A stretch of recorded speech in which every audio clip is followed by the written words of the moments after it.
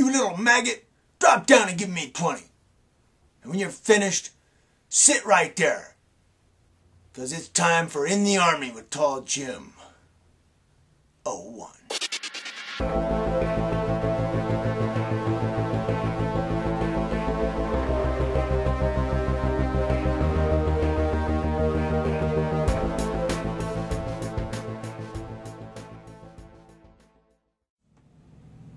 Hey guys, welcome to the new Army series 2010. It's here. That's right, and it's new. And it's going to air every Saturday. So every Saturday will be a new Army story for a couple of reasons. One, I don't know how many stories I can pull out, so I have to kind of stretch this a little bit. But also so you will know that Saturday is going to be a new story. You won't be looking for these during the week. You'll know that, hey, Saturday, new Army story. And it's going to be a series, basically, that's going to have an episode on Saturday.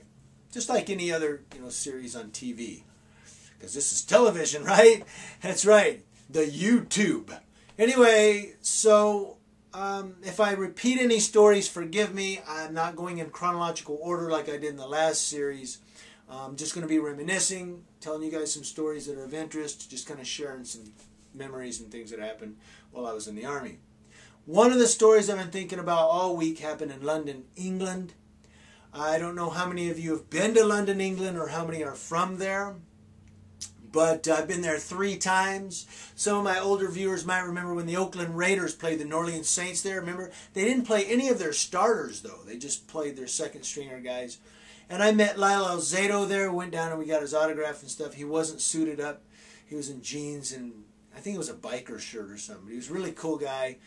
He was really cool with us. And he's like, hey, Americans, cool. And he was, it was really fun. But, and then we told him we were in the Army. And he was really, impressed by that. Not impressed, but he told us thanks for serving and all that. Anyway, the first time I was in London, England, I went with a guy named Ralph. No, not Ralph, like Ralph. Earl. No, not Ralph and Earl, the party guys. Yeah, you get it?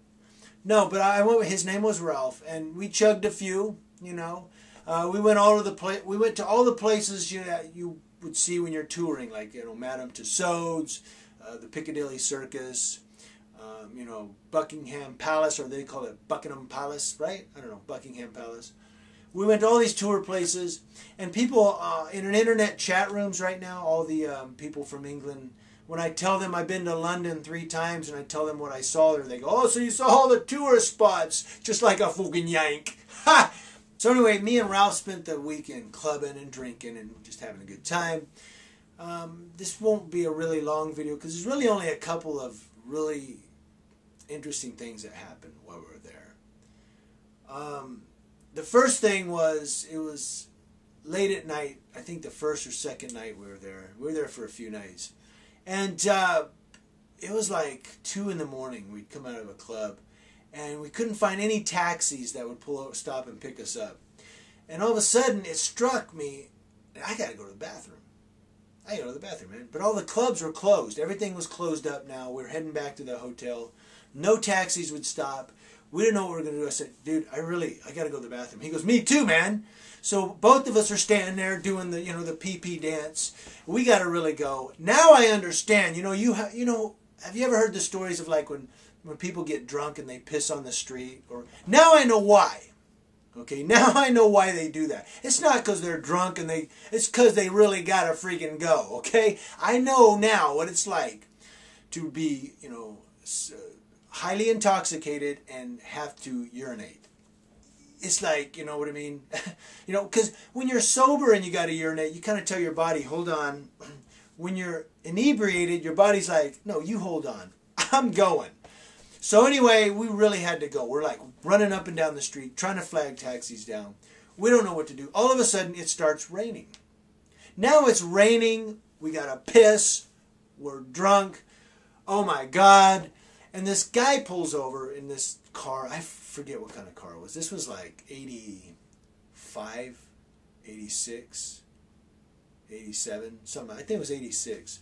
But this guy pulls over. I'm telling my age. This guy pulls over in the car. So we get in this car.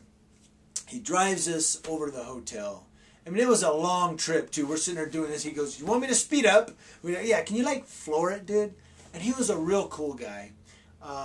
So he pulls over at the hotel. We get out of the car. Nothing exciting here, except that we go running into the lobby. The people at the front desk who are working overnight are looking at us like we're a couple of nutcases because we're running like, hey, we're banging up against the stairs, trying to get up the stairs. You know, and the elevators are right there. We went right past the elevators. So we're dashing upstairs. We're trying to get the, you know, and they got these little cards. I don't remember if it was a key or a card. I think that was like when the little cards were kind of new or whatever. Yeah, I think we were trying to slide the card in. It wouldn't work.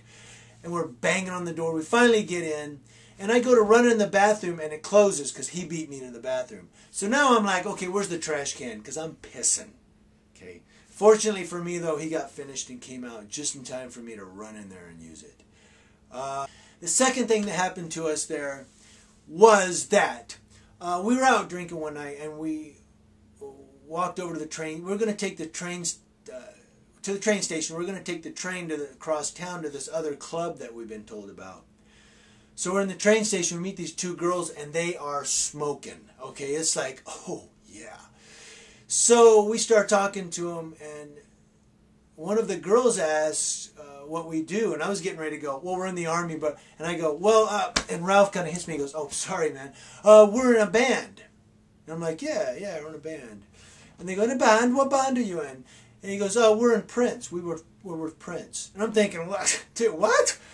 You know, and they go, Prince? He goes, you know, the singer Prince. And they go, yeah, Prince. And one of them says, yeah, Purple Rain. He goes, yeah, he's in the band. He plays the drums. I go, yeah, I'm the drummer.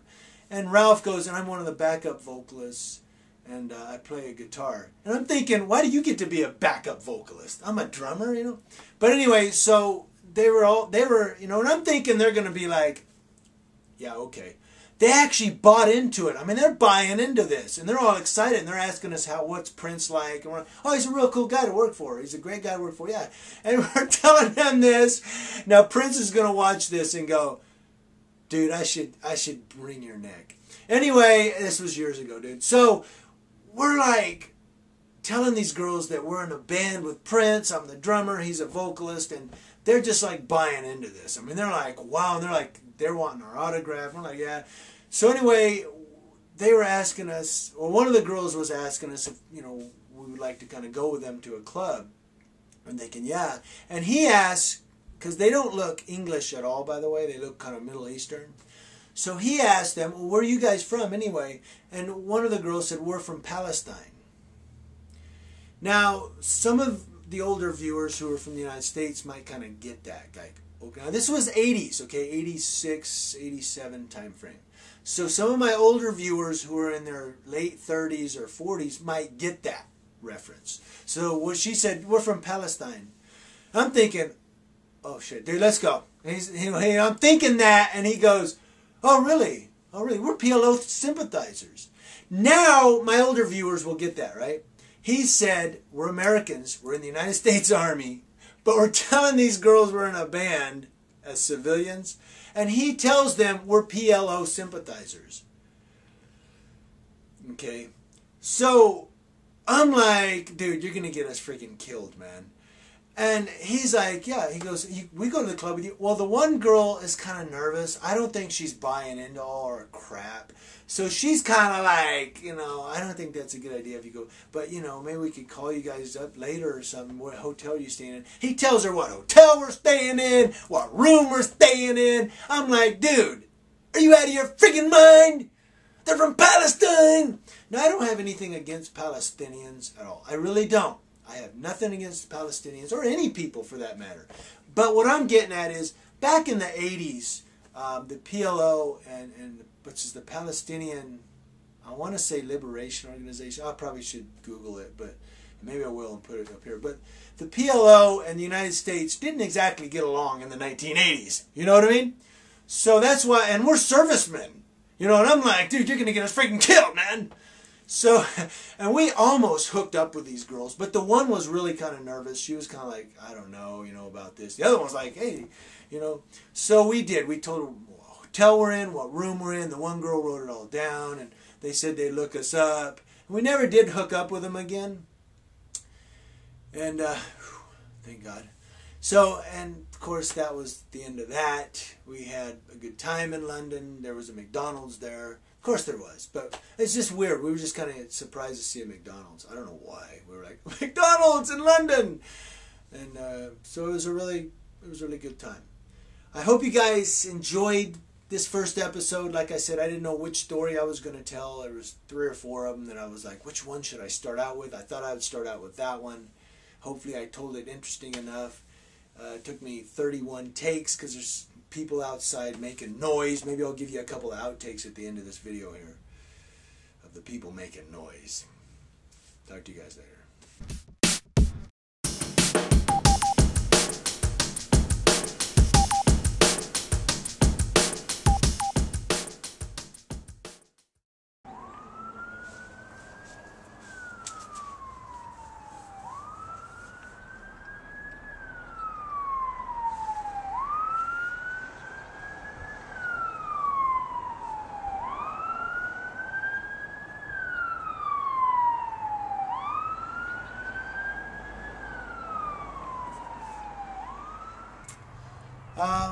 One of the stories that I've been thinking about all week was what happened in London, England. Now, I don't know how many of you have been to London or how many of you are actually from there now. Okay, I'll wait.